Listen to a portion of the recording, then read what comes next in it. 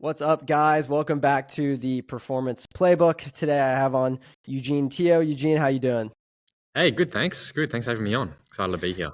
So I've been following your channel for quite a bit now, watching your information.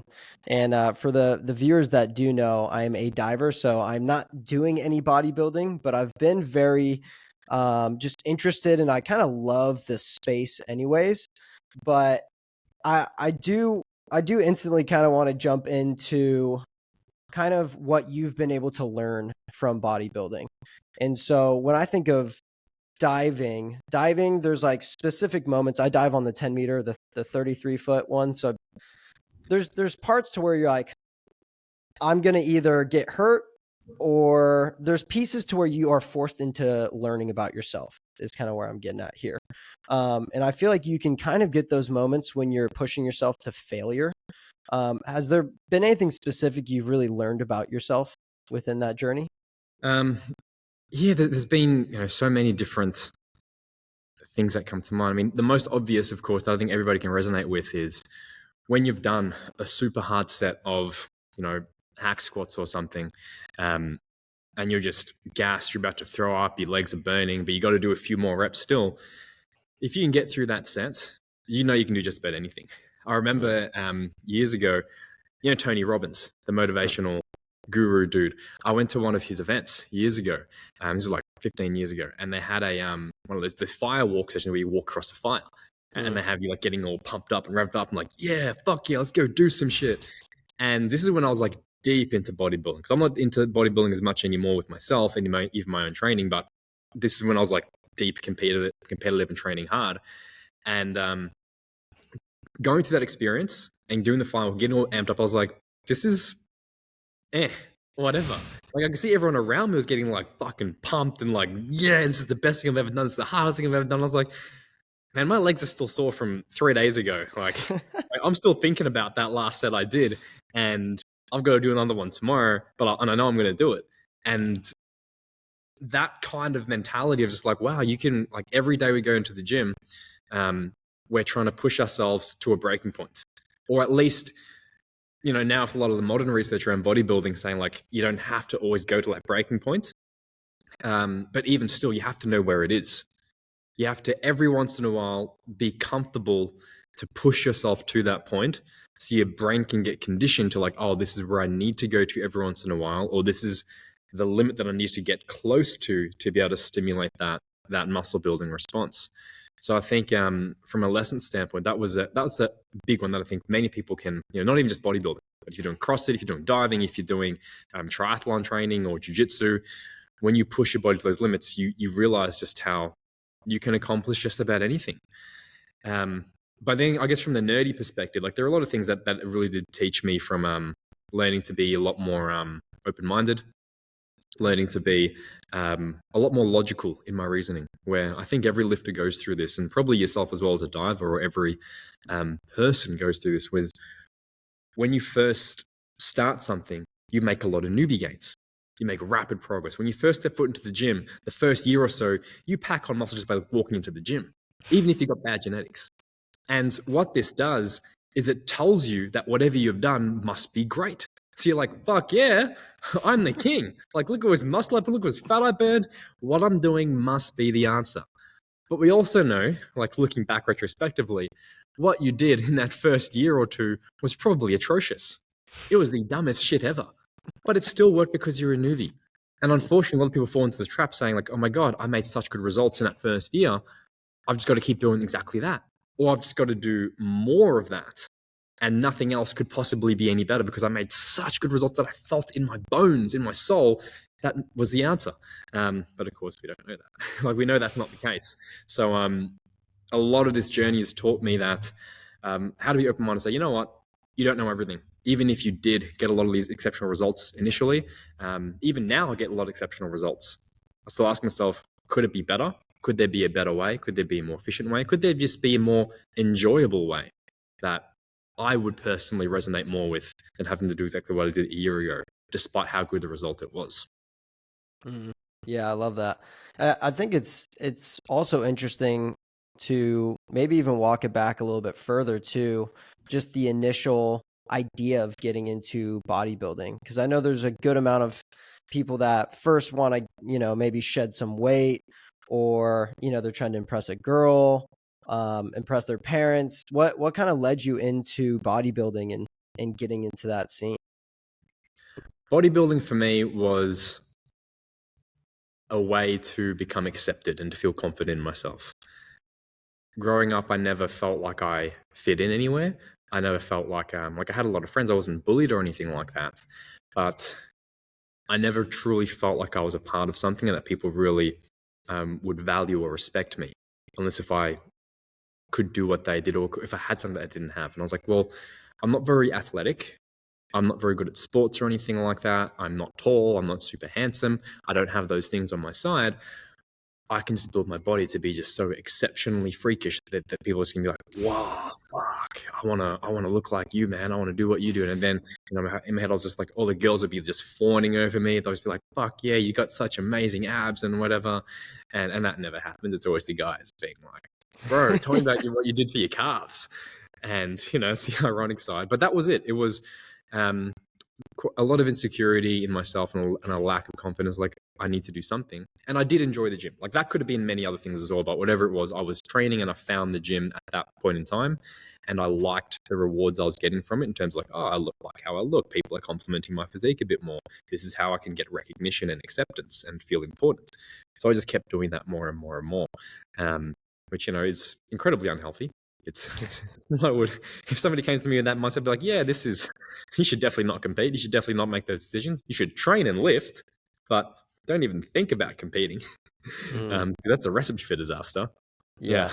I think I feel like the main idea for most people, at least for the general population getting into the scene of bodybuilding, it almost, I feel like, starts with the insecurity of like, maybe I don't look good enough, or I'm trying to impress. Would you even necessarily say that's a bad thing to utilize that to get into the gym, or what are your kind of thoughts behind that? Absolutely not. I think if we all waited for some super positive inspiration to be like, yeah, I want to become an Olympic medalist weightlifter or a diver, that's why I'm going to step foot into a gym. Nobody would fucking step foot into a gym. Because you don't have that, it wouldn't happen. Like, it would be very small compared to the amount of people who decide to make better decisions for themselves, for their health, based on the fact that they don't feel good about themselves. They feel like they're overweight. They feel just they want to look like that other girl or that other guy. All these insecurities, I think, can be channeled in a positive way. And I think that's why many people step foot into a gym in the first place. And there's nothing wrong with that. I think it's then down to the coach or the people like in like our kind of influential positions to be saying, hey, great, now you've stepped your foot into the door. Let's make sure you do make the best decisions possible for not just your training, but the real reasons why you're here. Like, we're here to build you up, not just physically, but mentally and emotionally, and give you, this is not just about your biceps, but building up your mind, and giving you a healthier outlook on everything and changing your perspective. And I think that's where some people do fall off, is they don't have that guidance or support. Like, I didn't have that very early on growing up.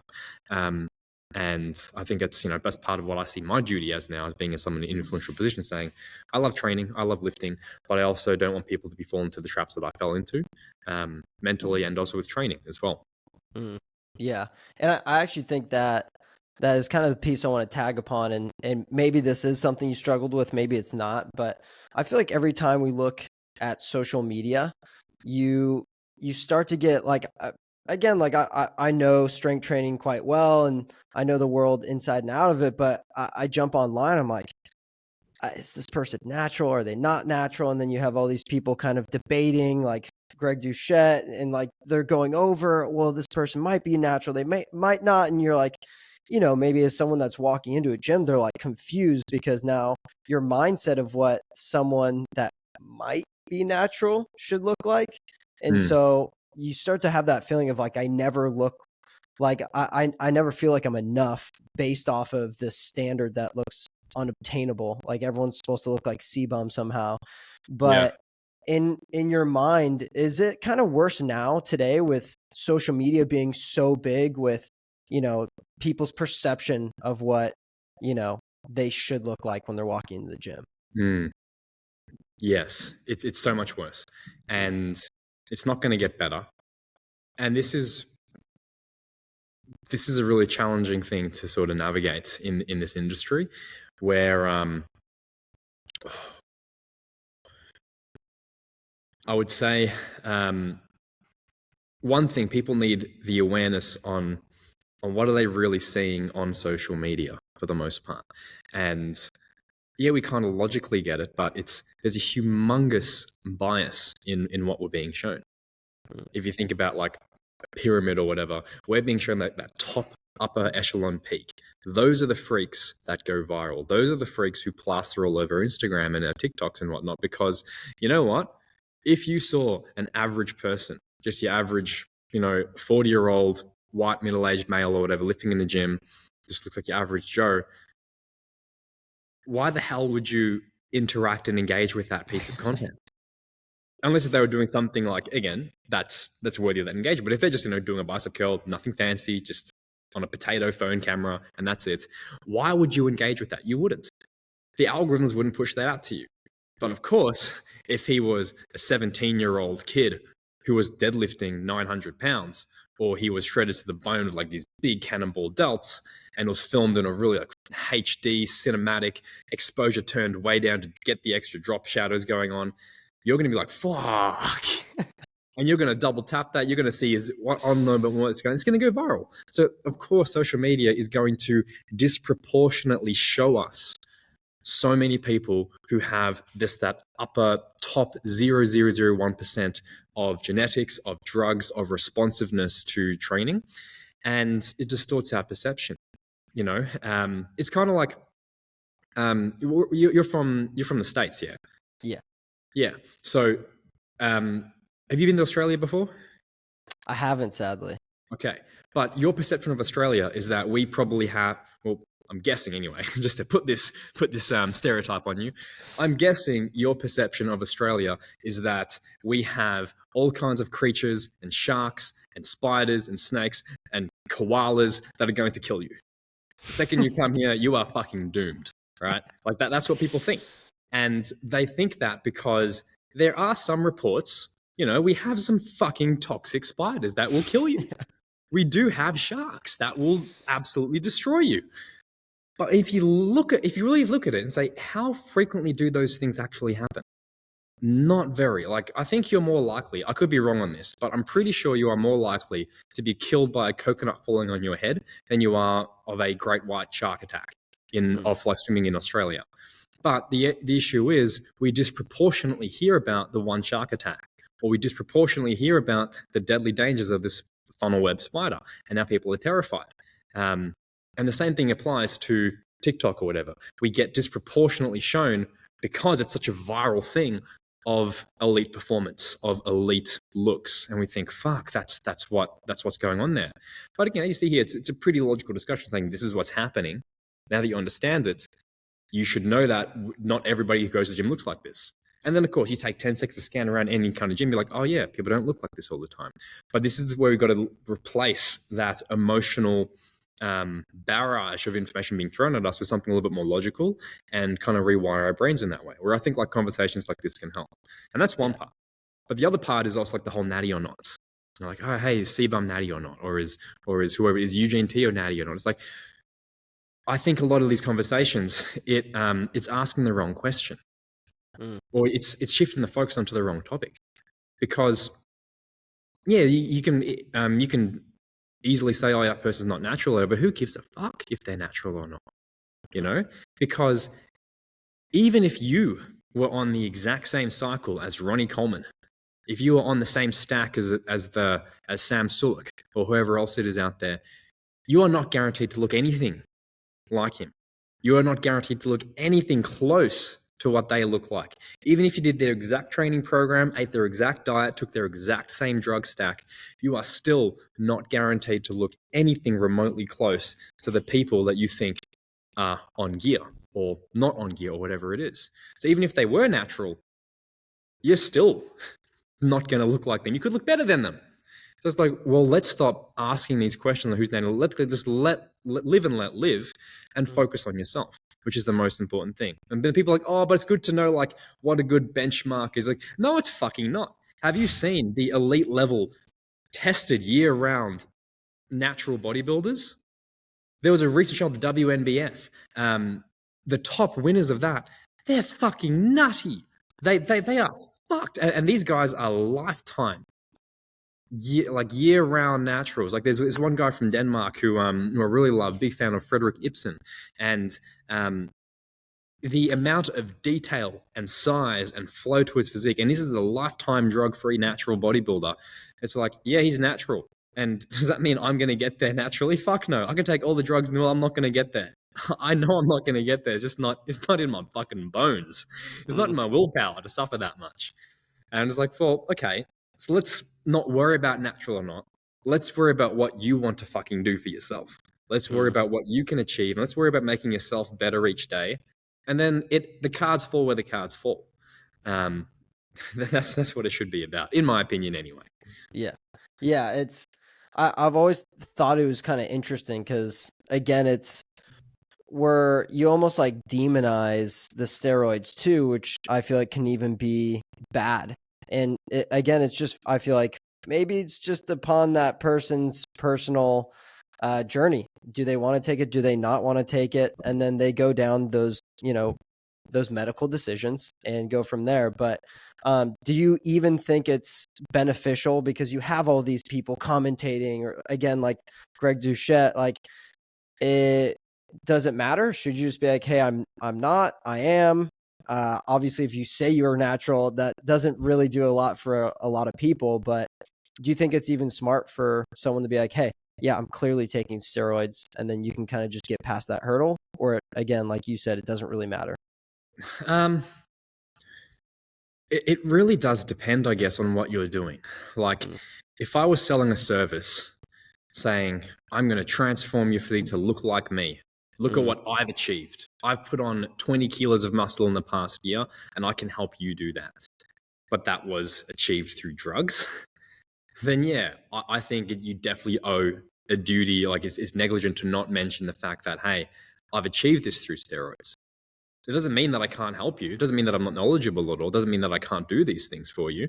But just keep in mind that I took steroids to achieve this for myself. It doesn't discount anything else of what you do, but it's about informed consent. It's about informed choice. And people can't make those decisions because, again, they get swept away by like, oh, you've got these crazy arms or whatever. I want to look like that. So I think it really just comes down to sort of like what kind of message you're putting out to people, and whether you're trying to use a result or whatever as a look what we can do for you.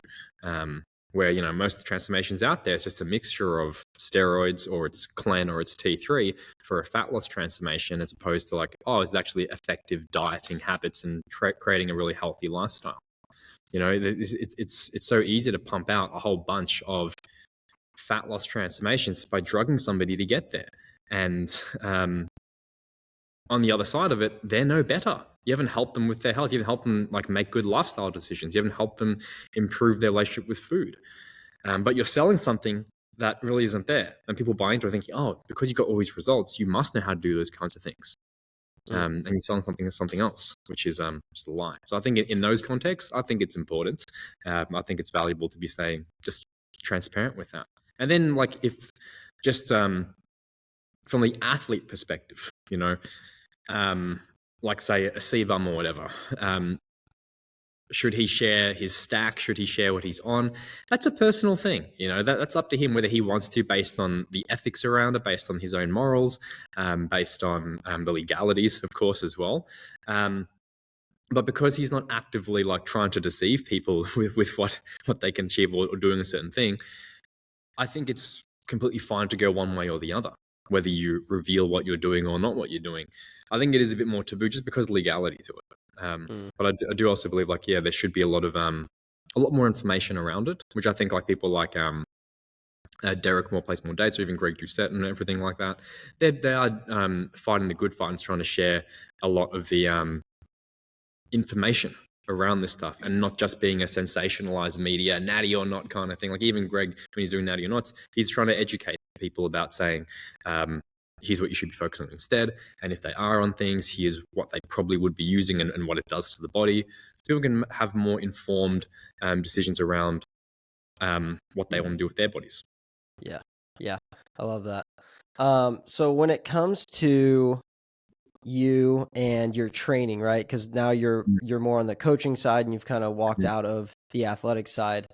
And this is probably like kind of different per person, but I did want to ask a couple of questions that I feel like a lot of people kind of run into when they're first beginning. Well, I don't know what to do, what kind of split. So I was just going to run through a few questions on that just to maybe give people like a baseline idea.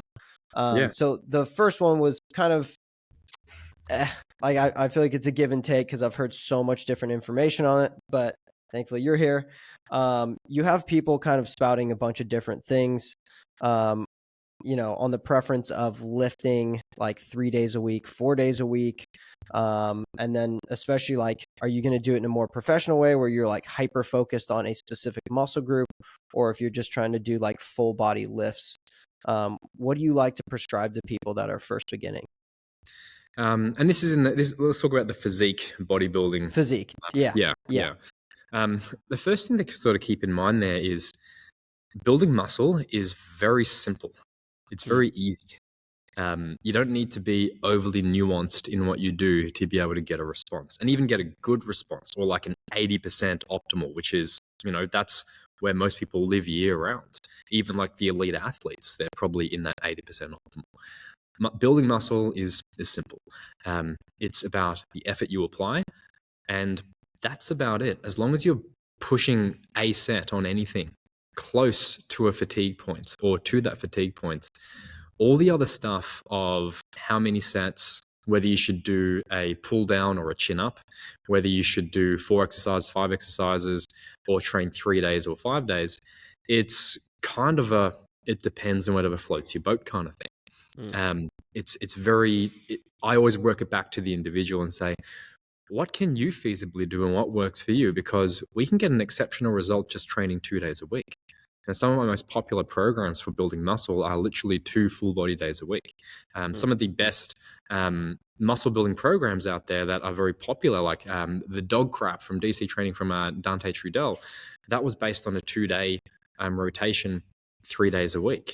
You look at Dorian Yates and his high intensity training style, or Mike Mentor, the high intensity training style, that's based on not necessarily 2 days a week, but a low volume, like not training that frequently, but pushing it to a fatigue point. And then you also have the other extreme of a lot of volume, a lot of sets, a lot of, full body workouts or body part splits. And it can all work really, really, really well. People are arguing with their PubMed research or their anecdotal experience, and they're really arguing over like a 1 to 10% difference in optimality, whether it's going to work better for somebody or not. And it's and if you were less optimal, it doesn't really make a huge difference. Like, for instance, with the whole number of sets, for instance, a study just came out recently showing that 52 sets for a body part in a week, which is a fuck ton. You might do 50, like I might do 52 sets maybe for my entire body in the entire week on a really high volume day, but on a high volume block. But the study came out 52 sets per week, which, and if they were hard sets, like pushing to the limits, like gun to your head kind of thing, will build muscle. It's like, great. And it builds more muscle than doing less sets. So people think, okay, high volumes way. Oh, you do more sessions to fit in more sets and do longer workouts. And then on the other hand, you also have research showing as low as 4 sets, I think, maybe even 2 sets is enough just to build muscle. And we know for sure, yes, 50 sets versus 2 sets, you're going to get a different amount of muscle. But are you going to get literally a proportionately less of an increase in muscle mass from 2 sets versus 52 sets? No. Most of the modern research shows that if you were to do 2 sets versus, say, 20 or 30 sets, you're not going to get 1/10 of the results. You're probably going to get around 60 to maybe even 80% of the results, which means the other 8 to 18 sets that you're doing, they're only making up 20%. And then the other 30 sets you might do to hit 52 sets, that might give you another 10%. And that same logic can be applied to things like how many days a week should I train? Body part split or not? What exercise? the same kind of logic does apply. Some of it hasn't been completely, I mean, none of this stuff has been completely definitively shown still. It's still just like interesting conversation stuff.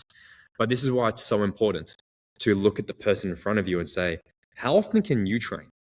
Like if somebody comes to me and says, hey, how many days a week should I train? Should I do a body part split? Should I do that exercise I saw on Instagram? My question to them is, how often can you train? And they'll come back and say, you know what? I can only devote 2 days a week to my workouts. I say, okay, we can do that. We're probably going to do either an upper day, lower day, or we're going to do full body, full body. How long do you have to work out in those sessions? Probably 45 minutes. Okay, so we can't do a lot of exercises. I can maybe only do one back exercise on that day. Do we have time for the 5 other things you're on Instagram? Probably not. Let's just choose one back exercise. We have all these different pulling options. Which ones do you like? You don't know? Let's just fuck around and find out which one works best. You like a pull-up? Cool, let's just do that. Great. How many sets can we fit in? How it again comes down to the individual, and then let them run with it and build out their own framework. I'm so big on like this creating autonomy in people as a coach, saying, okay, here it is. Here's your start point. Do it. Take notes and say, how was that for you over the last 12 weeks? Yeah, you know what? I think I loved it so much. I'm going to find a way to fit another session in. I'm going to find a way to fit in more of these exercises. Cool. Now it's their decision. It's not me saying that, oh, the science says you got to do 30 sets in a week. You're not going to build muscle mass properly. It's like, no, fuck that. What can the person actually do and achieve? And then let them coach themselves up to whatever level they want. Yeah, that makes the most sense to me too, because I feel like tried and true. It's not like physiques have changed maybe that much, and maybe you could disagree with that. Just me from afar watching, and I do think then we start to talk about like historically. I was listening to some information kind of talking about this, but I listened to someone talk about how the old physiques looked better, and I don't know if it was because they were training more range or how they were specifically training, but I think that would be the next thing I feel like people struggle with. And maybe you want to touch on that old versus new, but are you big on ranges of motion, all ranges of motion? Are you big on just the Joel Seaman, let's just never go past 90? Where do you kind of sit on that? Yeah. So a couple of interesting points you brought up there is, were physiques better back in the day versus now? Maybe not even better, but comparable as well.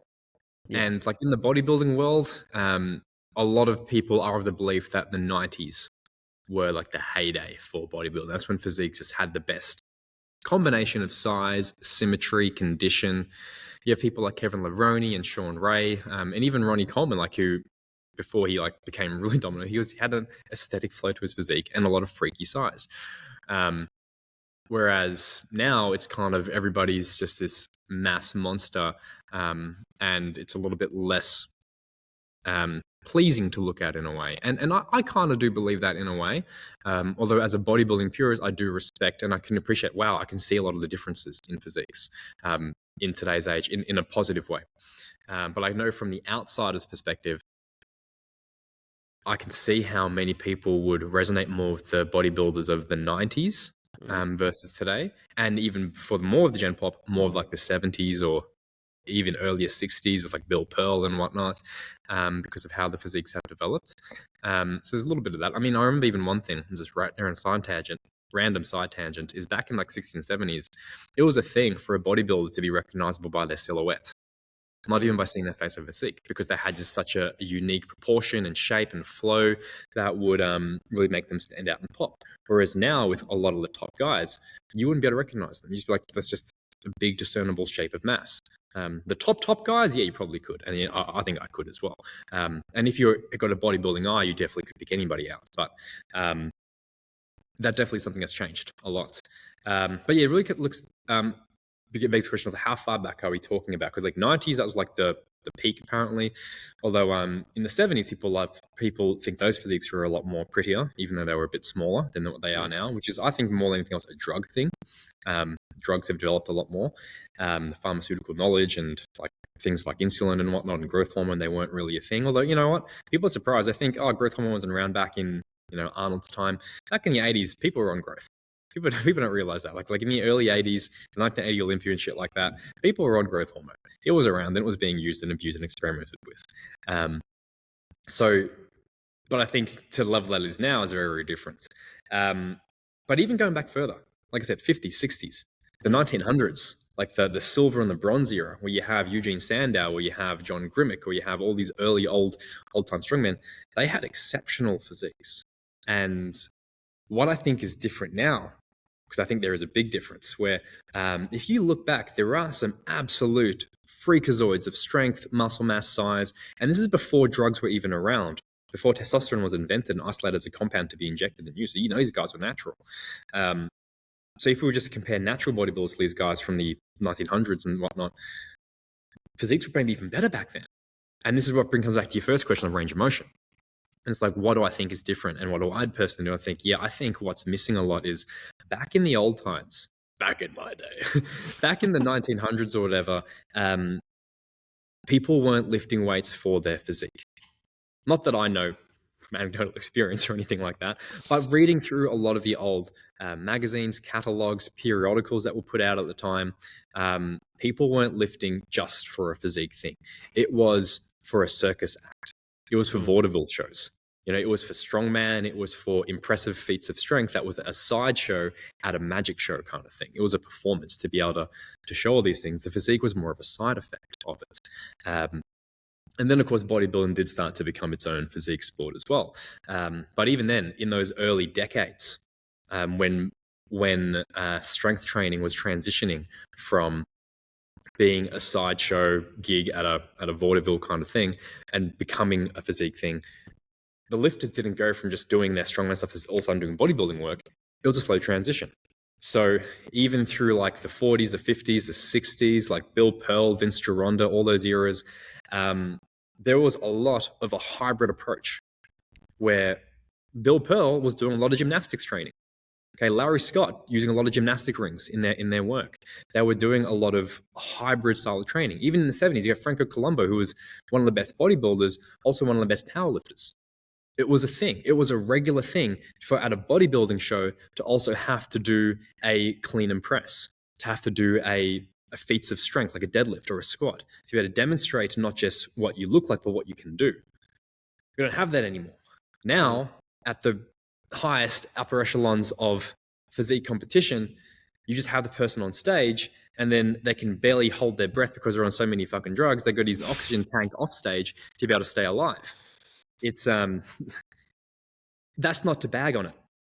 That's not me. That's me saying just how things have changed. It's not for the better. It's not for the worse. It's just development of the sport. The sport now demands you to look a certain way. They don't care about performance. And I think that's fair enough. I'm not going to judge that. If you like that, and some people do, I think power to you. I like that as well. I'm appreciative of that. But because of how the sport's changed and the demands of the athletes have changed, the way that they've trained as well has changed. And we've lost so much of that stuff, basic gymnastics training, basic flexibility training, basic body weight, movement, whatever, powerlifting training, strength training as a component of bodybuilding and physique development. And yeah, you know what? I probably wouldn't demand all that stuff of today's Mr. Olympia to be doing all that kind of thing. But how many of us really have that goal? Not many. Even in the bodybuilding world, as competitive bodybuilders, when I was a competitive bodybuilder and I wanted to go pro and things like that, I wanted to get to that kind of level, I still wanted more from my body. I wanted to be able to sprint. I wanted to be able to do gymnastic work. I wanted to be able to do all kinds of things beyond just lift weights. And I think that's what most people resonate a lot more with, more of a hybrid approach to training. I think that's what's kind of being lost and why physiques develop the way they do as well. Yeah. And so then if you were prescribing a squat in your mind, building strength, obviously it's like best way to do that is eccentrically, but are you stopping them at 90? Would you tell them to go to full range of motion? Is that if they even have the ability to get that deep? What do you usually put out for your? Usually, as a general rule, as much range of motion as possible. I want full. If it's a power lifter for a specific sport, parallel's enough. Why bother doing the extra quarter range of motion if you don't have to? That's efficiency though. But for 99% of people, as much range of motion as they can handle. And I think there is very little reason, bar a few exceptions, of course, there is very little reason why everybody shouldn't be able to find a squat that lets them squat ass to grass with a relatively straight back in some kind of loaded squat motion. Whether it's with a barbell, whether it's with a machine or whatever, I think we all have the ability to compress our body into hamstring on calf, belly on thigh, back straight, squat. But it's about what will that look like for each individual? It depends. Yeah. I was actually just watching one of your posts recently, and it was talking about muscular imbalances. I found it kind of interesting too, because it connects my mind when I hear like an imbalance or structural balance. That like key term for me is like Charles Poliquin. Yes. And Yeah. yeah, and Yeah. I feel like he was so big on structural balance and making sure that you had, a good ratio of external rotation, and he really focused on the tempo. Do you kind of prescribe to a lot of his information of, writing tempo, making sure people are Mm. structurally balanced before you start loading them into exercises? What does that look like Yeah. for you? Charles Poliquin was one of my first mentors Oh, in the no way. industry of training. Yeah. So he's been such an influential strength coach. It's sad that it's only been a few years since he passed. People don't even talk about him or know much about his influence, which is a shame because as much as I don't agree with a lot of the supplement side of things and nutritional side of things, and even honestly, like a lot of the training side of things, because of what we know now in more modern times, are like, oh, some of it's probably a little bit, whatever. But you can't discount the amount of influence he has had on modern day strength training for the better, specifically. Even if some things like his time under tension principles were kind of a little bit off. He was the one putting it out there, which I think is so important with his Poliquin principles. I personally do prescribe tempo sometimes, not always. It depends on the exercise and the program that we're doing. In general, for building muscle, having some kind of a slower eccentric, just so you can control that position, some kind of pause in the transition period when you're going from, say, bottom squat to the top of a squat, just to really own those ranges and reduce momentum. This just makes good biomechanical sense. If I was working with, say, an Olympic weightlifter or a diver or someone with more sport specific, there may be different tempos I prescribe where it may be more explosive, more intentionally just dropping into the bottom of something. So that does vary quite a bit. A lot of the time I like to leave it up to the individual to say, does it matter if you're doing 3 seconds or 5 seconds? No. It's just a coaching tool. Say do a 5 seconds so it's super slow. But let people just do it slow, do it controlled. As long as you control the weights and it feels good and smooth, you're sweet. But things like structural balance, I was so heavy into that when I was coming up in my career. I was like, oh, you got to have, your preacher curl should be 20% of your bench press strength or whatever. Otherwise, you're going to have an imbalance. And if you want to get your bench press heavier, it shouldn't be about bench pressing more. It should be about improving your external rotation strength by 8% to be able to that imbalance. And I saw it actually work, which is crazy. So it gave me a lot of confirmation bias where it did actually help. Didn't always work, but it would work enough times for me to be like, wow, there's something to this. Just one of those things where I wouldn't necessarily discount it, but depends on the individual. How much of an imbalance are we looking at when it comes to, say, like they've got just absolutely zero range and external rotation, they've got zero strength there, but they've got this monstrous bench press, then it probably makes sense that doing a little bit more external rotation work may help, or more bicep work may help. But with that in mind, how often do you actually see that in most people? It's not that often. You would see it a bit more in elite performance. So when I used to work a lot with like the high level powerlifters, high level bodybuilders, and people in different sports, you would see that where you would see huge, like even like range of motion discrepancies. Like a baseball pitcher, they're going to have so much more external rotation range on that pitching arm than the left side. Is that a good or a bad thing? Not necessarily. It's neither, but it may start to manifest in things like maybe their pressing strength, or maybe their other upper body movements that they're trying to do effectively to strengthen their total body to be able to perform their sport better in general as a general baseline of GPP. So in those levels, at those extremes, I think it matters a bit more. And that's where Poliquin does specialize in for himself. For most of us, it's really not that, not as important. again, barring some exceptions. And most people will be fine just focusing on a well-rounded training routine, good range of motion and everything, hitting some kind of relative balance between all the body parts and all the movement patterns, but without having to overly obsess over it to his level. Yeah. Yeah, and I feel like maybe you have. I mean, I didn't know that you trained under Charles. That's a cool backstory to kind of hear about that. Yeah, But yeah. that's legit. I find it kind of interesting though, because you walking into a gym versus someone else walking into a gym is substantially different, especially when you want to get something done. It will most likely happen since you have the knowledge, you've been through it. And again, talking about someone that's just first walking into it, there it is kind of a cool journey to like go through and learn. But if you're trying to cut that learning curve, you either have to go down the rabbit hole of trying to figure out everything yourself, or you jump into coaching and training. What would be your initial advice for someone? Would you tell them, hey, because I know you have a pretty extensive app now, and I've been seeing all of your Yeah. changes and additions which look super dope. But would you tell them, hey, get a personal trainer, or maybe go on to, an app like yours, or, dive deep if you're that into it and just research into Charles Poliquin Yeah. and Louis Simmons and all these people? I think it really, I don't want to keep saying things depend, although it does, because it comes down to the person, like what's their personality like? What do they prefer? They want kind of like a done for me option where they can just sort of show up and then they'll organically just through just what do you call it, immersion, just slowly learn for themselves. If that was the case, yeah, just get an app, or get a coach and just let them just do it for you and just don't even ask any questions, and that's fine. But then some people like really wonder, like maybe someone like yourself, if you were like that, like I really wanted to just learn a lot more, and say, yeah, even do that, but also do a little bit of everything. Get a coach as well, but also question them, ask them questions, go deep into your own research as well. I think there are so many options out there for people, whether it's something like my app that is quite inclusive, or whether it's getting the one coach, or whether it's just doing your own research and just trawling through things. It really comes down to like what people want to what resonates with them. But I think there should also be a little bit of everything.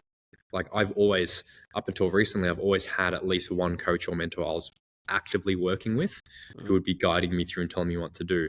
And I personally would never follow them blindly. I'd always be going back and questioning, saying, hey, so why are we doing this? Or what have I noticed? That I'd reflect and say, okay, I've noticed this in the past month. Is that correct? And they'd confirm or say, that's not incorrect or whatever. You should take an active approach in your own learning.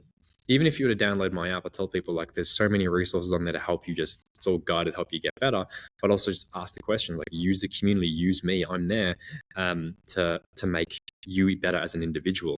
Because I think people should have that active component. But definitely by far and large, I tell people most important is have something other than just your own devices of Googling.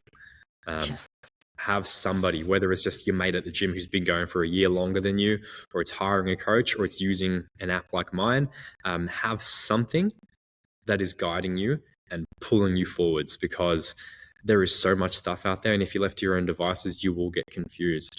So you should always find, and even just an influencer, so like, someone on YouTube or whatever, just follow their work and just learn from them, but also take that active approach of saying, okay, I saw Sam Solik doing this partial range lift. Does it mean I'm going to do it? No, it means I'm going to experiment with it and try to understand why is he doing that. And maybe that might ask me a good Google question of like, hey, why would partial range of motion potentially be better than full range of motion? Why does he do it? And start questioning why people are doing certain things. That's what I think is really, really important. Yeah. Yeah, I love that. I've got just with that in mind, with you saying that, I feel like I have a multi-varied question here, but you've brought on so many new people into that app. I saw you had Lucas, Range of Strength, kind of pop on. Yeah. And you brought up range of motion, and I think it's kind of interesting to kind of look at, okay, so you trained under Charles Poliquin and you've done a lot of stuff yourself. I feel like a lot of people get locked into dogmatic thinking. And obviously it seems like you are not, and you like to question, you like to ask, you like to learn. And I feel like that's not usually super common. And so I guess the first question within this is, how did you get into that that questioning? Was that just your personality and you like to know why? And then the second piece there is, with all of the questioning, what have you learned, especially with someone like Lucas, who I'd love to get on this podcast, but you know, that is true range. And maybe there is new information based off of what he's doing that might aid in bodybuilding when it comes to muscle size. I know that's really working end ranges, but again, that might be something new to you. But maybe back to the first question is like, what brought you into that questioning?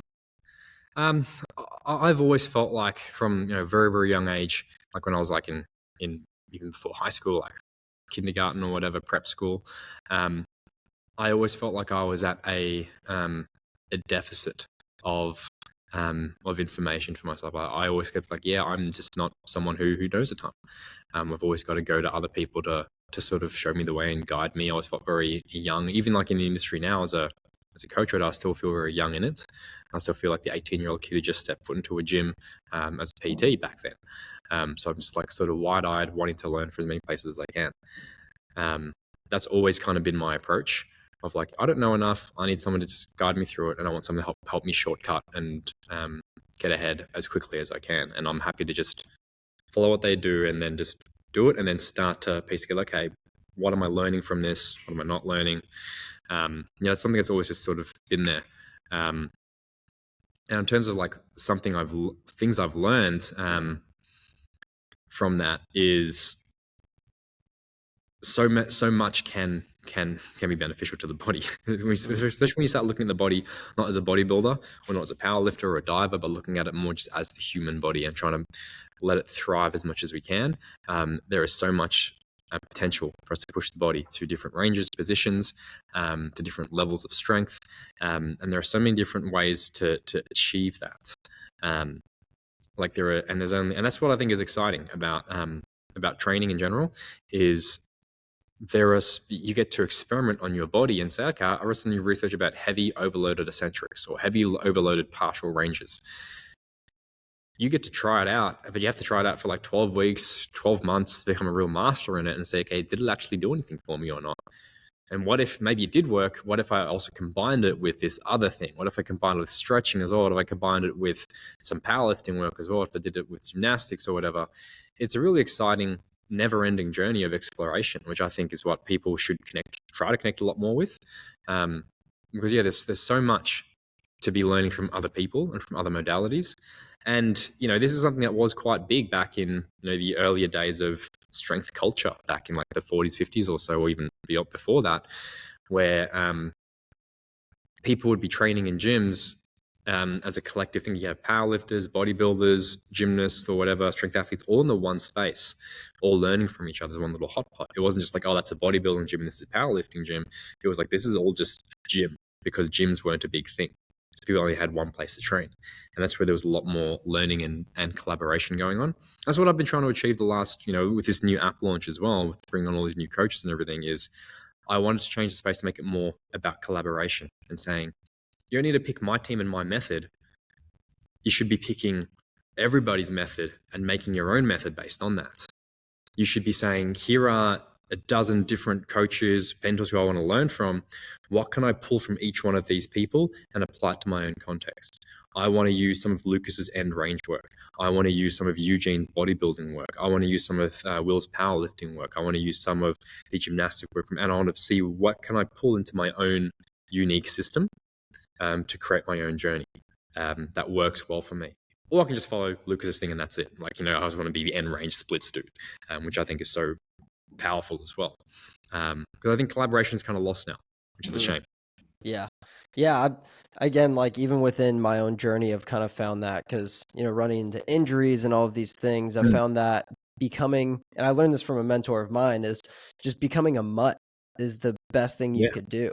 Because if you're stuck within one plane of motion, one range of motion, like you lose out on the benefits of all the other ones. Absolutely. And even Graham brought up a good point of like, even Joel Seedman has some good thoughts and ideas within what he's doing. You just have to be able to like pick the things that you can kind of ingest and actually be able to utilize. But I feel like even within all of this information, still building on the person that's first walking into the gym, and I want to keep going with that a little bit more. Yeah. So I feel like it's based off of the idea of you don't get the gains from the gym. It's when you go home and recover. And I feel like maybe a lot of people don't really recognize, I'm going to go get fucking jacked in the gym, and then maybe they go out for 5 or 6 drinks and then eat Subway, or I don't know, like name some garbage food. But Subway's delicious, man. yeah, sorry, wait, not Subway. That'd probably be a better That's one. my first job, Subway. I love Subway. Oh shit. In and out, some burger that's not great for you. But when it comes to recovery, what do you have most of your athletes try to do? What's the big cheat code for you? What do you do? And what do you see as an Olympic level athlete? Yeah. I mean, I could go over mine, but I didn't know if you had. Because the reason I ask is you might be a little bit more meticulous about it, but I'm pretty sure if you were to ask some of your training teammates or other people around the Olympic Village, what are they doing like most of the time for their recovery? It's probably not that much. It's not a lot of ice baths and all this red light therapy and every single optimizing tool. It's just like, we just got fucked from a workout. Let's go just pig out and try not to die before the next one because you're training 3 times in the day. There's, maybe you do get a massage or whatever. Maybe you do some kind of supplement regime or whatever. But more so, it's just like, you just try to eat and sleep and train. And just do whatever you can around that. Whereas you see a lot of the biohacking stuff in the last decade or so, it's like,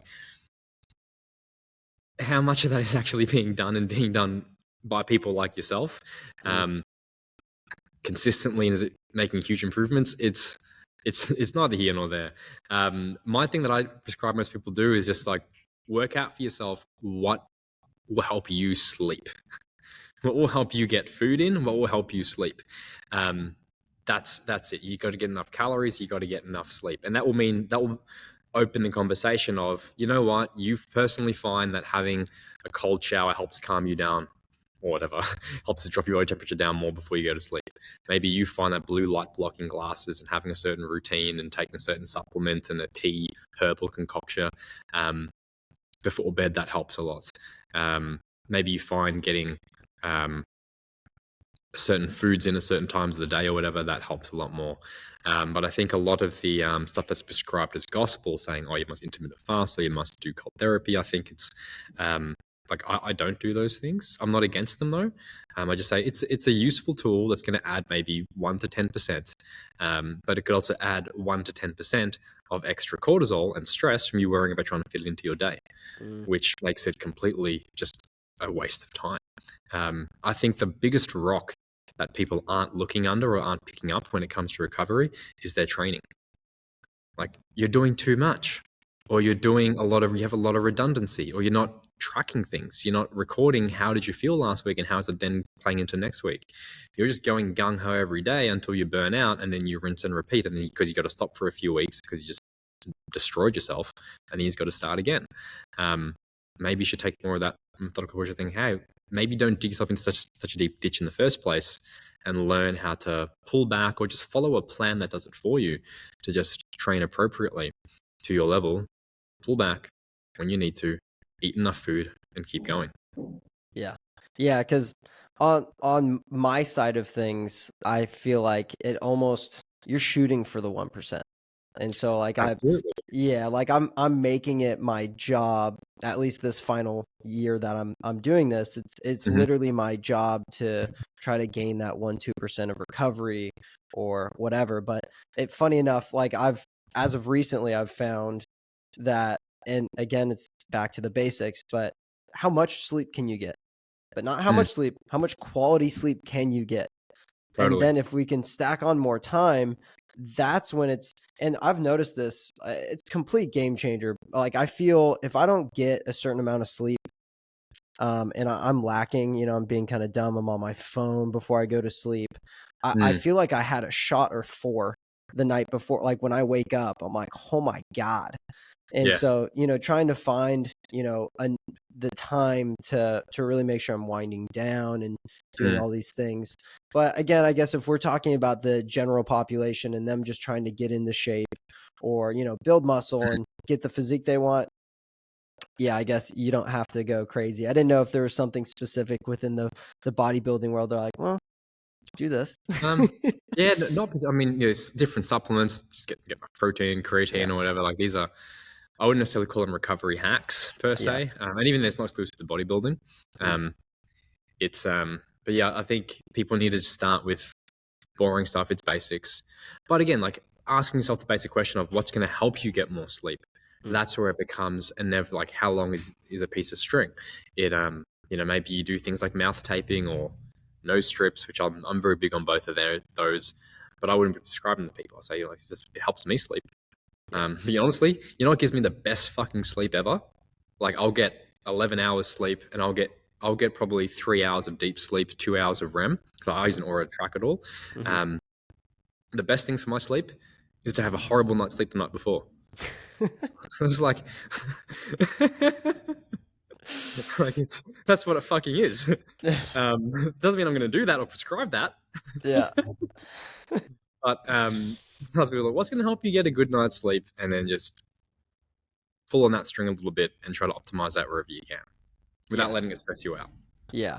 And then the other piece to that is the nutrition and, being smart. But you kind of you bring up that point though, like, especially when you start looking at like the body image issues and stuff like that. I feel like nutrition starts to get a little bit convoluted or kind of like not necessarily scary to talk about, but it is a huge part of recovery and trying to, eat maybe as clean as you can without freaking out that it's not perfectly grass-fed, grass-finished, this or that.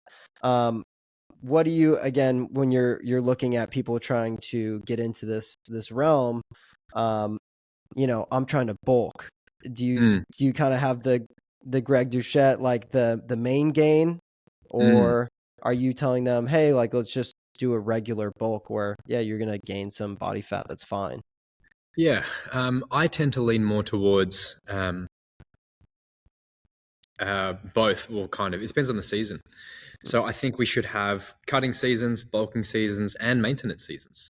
And those maintenance seasons, that's where you would be doing the main gain recomp. Like your body's still going to change, but you're not actively like putting yourself into a surplus or putting yourself into a deficit. You're just sort of maintaining, getting your body healthy, keeping your body healthy, which could be done year round if you wanted to. But if you actively want to improve your performance, you're better off being in a surplus. There's no two ways about it.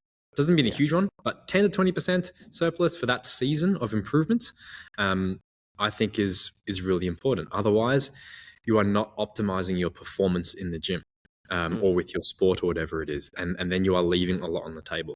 I think one thing that bodybuilders, not bodybuilders, I think one thing that physique-related trainees, people who want to improve the looks of their physique, one thing that they've really gotten wrong is they're focusing on their diet too much around like trying to improve their physique, trying to like use their diet to build muscle, use their diet to lose fat. It's like, yes, it's going to do those things, but shift your focus. Your diet is there to fuel your performance. It's there to optimize your energy levels so you can show up and train. When you are in a dieting phase of fat loss, guess what? You are actively decreasing your performance potential. You are actively trying to make yourself like not be able to perform as well in the gym. Now you can stave it off for as long as you can, and you can definitely like improve performance while you diet and take that as far as you can. But if we reframed it and said, we're not in a dieting season, we are in a shitty performance season, versus we are in a pretty good performance season, versus we're in a awesome performance season, people are going to look at nutrition very differently. And I think that's really important because a lot of people are chronically over-dieted and they're under-trained. And if you just spent a couple of years really focusing on improving your training performances, seeing your gym lifts going up, seeing your diet performance going up, having the energy to perform, and of course not blowing up and becoming a behemoth, but working out that season for you, I think people would start to look a whole lot better and get the physique goals that they wanted in the first place. So I think that's where the focus should be more than anything else. But to answer Yeah. the initial question, yeah, I think main gaining works. It does work. Recomping works. But if you want to optimize performance, you've got to be in a surplus eventually. If you want to optimize fat loss, you've got to be in a deficit, and you've got to Yeah. just run it hard, and you're going to suffer. Yeah. What are your thoughts then on the dirty bulk? Because I feel like, again, we've brought him up a couple times, but you see characters like Sam Sulek just eating kind of like horrendous diets, and you're like, yee, like it's a little scary watching someone just hammer down like a whole gallon of chocolate milk and eating Krispy Yeah, Kreme in the morning. Does that kind of matter to you? Do you just want someone in a yeah. bulk, or what does that look like? I always think things should be tracked.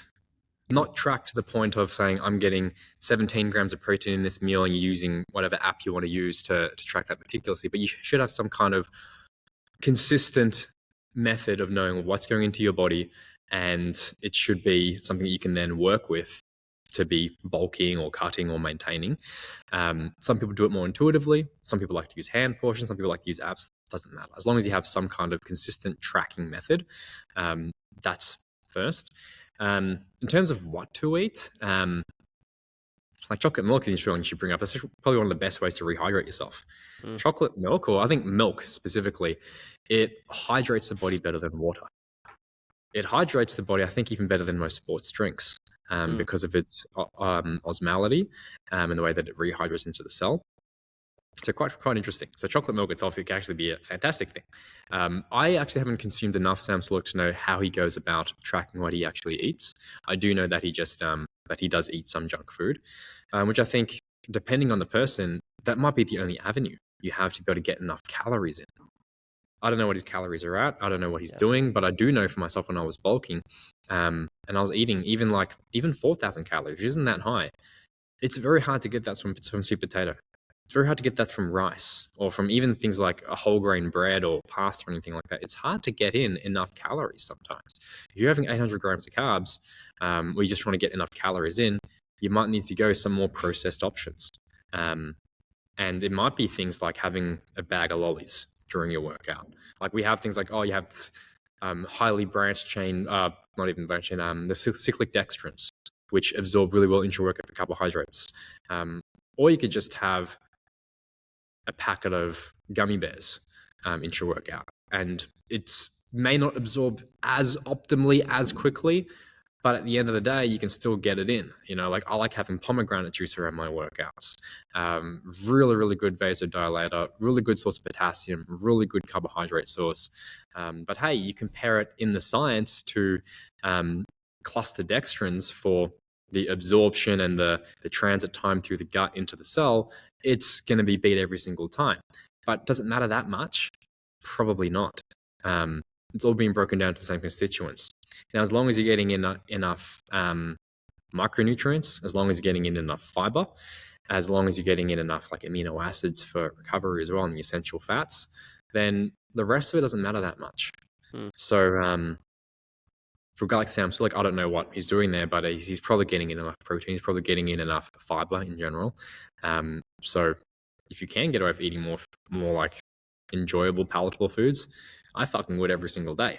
I think it's not going to harm you. Like seed oils aren't going to give you cancer. You know what? With all this arguing that people have around like the right diet and like clean eating, dirty bulking, and optimizing this and that, you know what's going to happen at the end of the day? You're still going to fucking die. Like, I don't care if you want to avoid seed oils because they're inflammatory, even though they're actually not by actual human research. You can avoid them all you like, you're still going to die. And there's still a high likelihood you're going to die before me eating my seed oils. So don't take my snacks away from me. I want to have my packet of kettle chips because I enjoy it and it helps me get some calories in. And it's just a fun thing to eat. Of course, I'm not telling people like if they're obese, just go keep eating crap. I want healthy decisions. But I think a lot of the people who are having these arguments, they're arguing over 1%ers. Again, they're arguing over the minutia, and they're sensationalizing stuff, and they're creating fear around things that is very unfounded.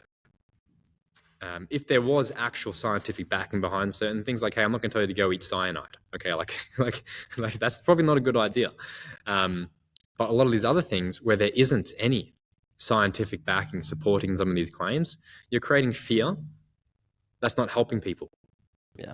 Like, do you think the Gen Pop, do you think my mum needs to hear that soy is going to kill her and make her estrogenic? Do you think she needs to hear that vegetable oil that she cooks every single day is going to give her heart disease? When it's probably not. When it's obviously not. And I'd rather her just use the vegetable oil because it's a low barrier thing for her that she's done. She grew up using vegetable oil her entire life to cook a high protein meal. That's going to help her more than anything else. Yeah. Yeah. Yeah, that's good. Well, again, it's it's interesting getting deeper into this because the goal at some point is to actually get Sean Baker on here, who's one of the big carnivore guys. Totally. Totally. And it is interesting to, and I talk about this dogmatism, but the logic is found in the middle.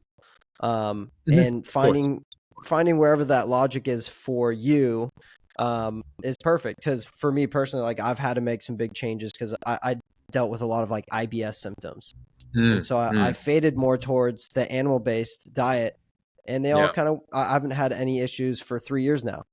But Totally. I think people trying to, and I agree with that. Like when people get so fear-mongered over things, but I think within the conversations, the problem is I feel like a lot of people are, again, so dogmatic about, no, like you have to eat your vegetables or seed oils are bad for you. No, you should only be eating red meat. I'm like, well, wait, like if you walk into a conversation like that, ready to just fight, not listen, I feel like that's usually where the issues start to arise. But, that's a different conversation for another time. But I do think I do love that. Even when I guess the question was dirty bulk versus clean, but try to get enough calories is what your goal is. Get the calories you need to, get the protein you need, work out and be healthy, and that will suffice. Does that sound about right? I mean, yeah, because I mean, like what's healthy looks different on every single person. Yeah. And there's not saying like the whole fat acceptance. Oh my God, you're beautiful. No. There definitely is like a healthy maybe ideal, but what that is actually quite blurry. It's not 10% body fat. It's not vegetables all the time. Some of the clients I've had to work with in the past, probably like yourself, like with IBS and whatnot, the best diet for them was carnivore. It was full blown carnivore. That was it. No vegetables, no roughage, no nothing. It was just red meat, and they thrived on that. But some of those clients still do it now to this day, many years after. Some of them found they thrived on it for a few months or a few years, and then they were able to get back to other things. But everyone's different, and that's why we need to always have the conversation saying these things are really great conversation pieces and discussion pieces of carnivore or seed oils or whatever. But we need to bring it back to the individual, say, let's experiment with that and see how it works for you. And then just like the training stuff we are talking about before, find what works for you and how to apply it and build it out from there to find your own system that works. And try to get away from the fear mongering because nothing is still set in stone as to as much research has been done, we still can't definitively say what the best human diet is. There isn't one. We can't say what the best training protocol is. There still isn't one because it really just comes down to the individual. Yeah. Like, even though I know scientifically what the best methods are to build muscle, I'm still not going to do them because it's not optimal for me. Because I'd rather do some gymnastics as I'm running on the side, even though it may not be optimal for my leg gains. I'm still going to do it. And that's what I think we need to shift the focus to, is that middle ground and finding out for yourself. Yeah. And then kind of just jumping, like coinciding with that is, I'm assuming you've probably known people and kind of I don't know if you've experienced this yourself, but I feel like within the bodybuilding, or again, you just look at social media, like body dysmorphia is starting to actually kind of like grow. And Will Tennyson kind of had a video on this recently of him kind of talking about symptoms of it and, him always wanting more. And then he went out into the public and asked a lot of people. Have you kind of seen that within your coaching, and what do you do to kind of like mediate that or mitigate it more so? It's something that I personally would have dealt with a fair bit myself as a person, of always feeling like you're not big enough, you're not lean enough or whatever. And I look back now like, holy fuck, that was fucked. that was inhuman. But in the time, I still see myself as that. I saw as that small person. Crazy. Yeah, like I personally, I'm quite grateful that I don't see it a lot within my people that I work with now. I don't come across it a lot. And that's my own little bubble of Yeah. the members that I have and how I work with. Like, I just don't see a lot of. I know it's definitely prevalent. It's huge. It's out there. You know, it's definitely out there. I come across on social media with other people. I see, like, yeah, you're doing a few too many physique checks, and you're not Mm. competing. You're doing a few, like, or even if you are competing, it's probably getting a little bit out of hand. How do I personally navigate that? Honestly, it's something that I can't navigate. Mm. I Yeah. personally, like, with my own personal story, I didn't have a great relationship with my body when I was bodybuilding. Towards the end, I did. But what brought that, it wasn't, I can't even think about what really made it a healthier experience for me. And what worked for me wouldn't necessarily apply for somebody else. It's a very tricky conversation to navigate because we're dealing with a psychological thing here, Yeah. where there is something with many people where they just can't unsee that. They can't unsee themselves as like forever small or forever big, and they can't get around it. Yeah. I think the best thing that helped me the most was worrying more about my performance Mm. and setting targets, the daily targets of nothing physique related, but just, I want to get better at this lift. I want to improve the skill. I want to just strengthen my body, and then the physique comes along more as a side effect. So for many people, maybe trying to redirect their goals towards that. But even that, I know, is a very tough thing for a lot of people to try to do if they're very deep into like the bodybuilding or the physique world. It's a hard conversation. Yeah. And then I feel like then just kind of waltzing into that is because of people wanting to look bigger and, trying to keep up with X, Y, and Z, Sam Sulek, Sebum, whoever you want to name, these big guys.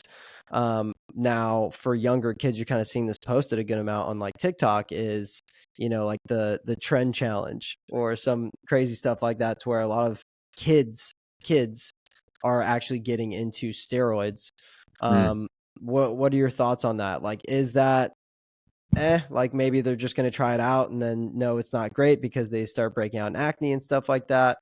Or do you think this is actually kind of like a bigger issue that needs to be solved? Yeah, so it's totally fucked up, man. Okay. It is totally.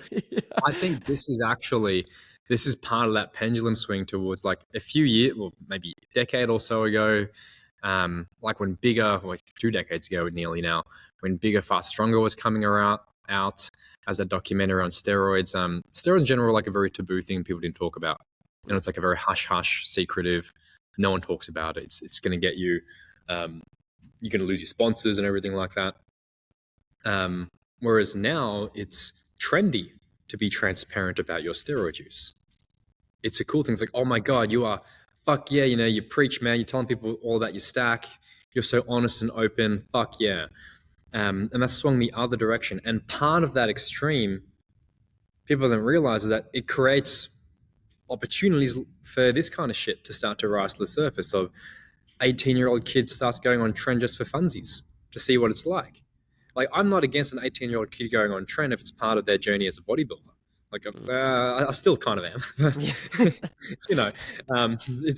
I wouldn't be advising that. If it's made for the right decisions with informed consent around what they're doing and why they're doing it, then fuck, knock yourself out, do it at whatever age you want. But if it's because it's part of a subculture of the acceptance and the glorification of steroid use, which has come about, in my opinion, from this over-transparency of steroid use, I think that's a danger. And people are like, oh, at least they're getting, people are going to make more realistic decisions around what's achievable. It's like, no, they're fucking not. Because again, like we had that conversation before about like true natural physiques, they're unattainable to most of us.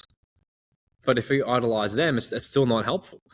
So I think, this whole current thing that we're seeing now, it's fucked because steroids are fucking dangerous. They're drugs. They have side effects, and a lot of those side effects are permanent. The amount of people who I used to come across who would come to me, because I don't do a lot of consults anymore, but a lot of consults would come to me. These are young guys with really fucked up kidney damage, with really fucked up fertility issues that, I'm sorry, you're not going to have kids. And you didn't really make that decision for yourself. It was made for you, and you're 22 years old.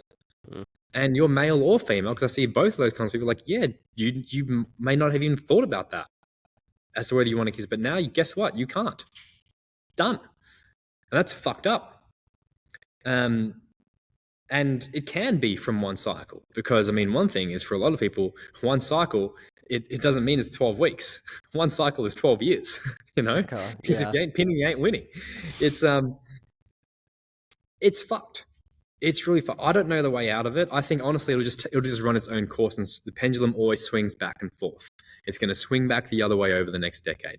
People are going to start to realize, when this generation grows up and realizes how fucked up everything has become, you're going to see a lot of the open conversations around like, yeah, you know what? I'm 25 years old and I'm infertile. I'm 26 years old, and my dick doesn't work at all. I can't get it up whatsoever, and it's been years off the steroids now. I should go back on now, or people are dying a lot younger just from abusive stuff, or the mental issues, the psychological issues that come from that as well. We're going to see a huge rise in that, and it's fucked up. Yeah. Well, back on the positive side, I did want to kind of touch on this just to kind of wrap it back around, because running back to the gym walker, and I feel like all this information is kind of, pooling into the person that is first stepping into the gym, thinking about, I want to, build a physique that I want. And even that steroid conversation, I feel like does kind of shed some light on like, hey, like, bypass that, just do this the natural way. It'll be more long term, it's a better investment for your health. And then two, it's going to feel better, doing it the right way, and healthier, so you don't, run into these issues that you just explained. But I actually want to talk about the differences between men and women, and especially when you're coaching. And I don't know if you've looked into it this way, but I feel like when you're looking at a menstrual cycle, there are proper times to load and proper times to not load. Have you been able to run into situations like that, or is it kind of just the same with men and women? Yeah, it's a really interesting conversation, because there's been a lot of cool research coming out talking about this stuff, where during your follicular phase, you're probably going to be able to handle more carbohydrates, you're going to have more endurance, you're also going to have more mobility, whereas through the luteal phase, maybe more resistance to carbohydrates, maybe you can't handle this training volume, and you're going to have less energy, more cravings, all these kinds of things. And the research is still very much in its infancy. A lot of the research is still based on animal studies. And when we look at a lot of the human data, it's very inconclusive, or it's very minor at best.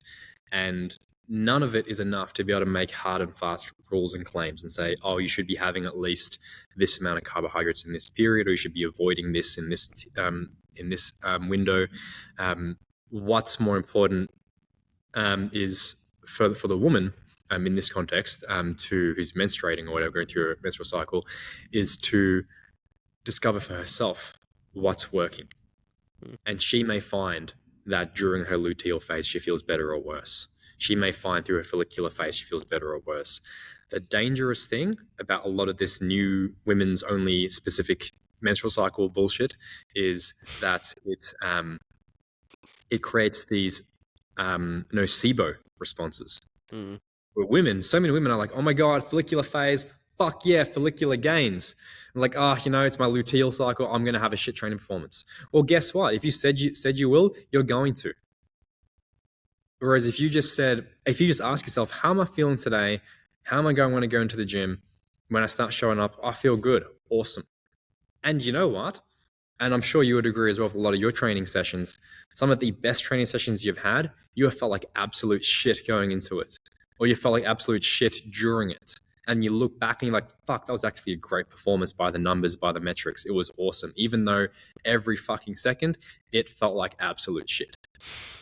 And that's more important. It's more about recognizing what works for us and how we're feeling, and also being able to say, you know what, I feel like shit, but I've got to get work done.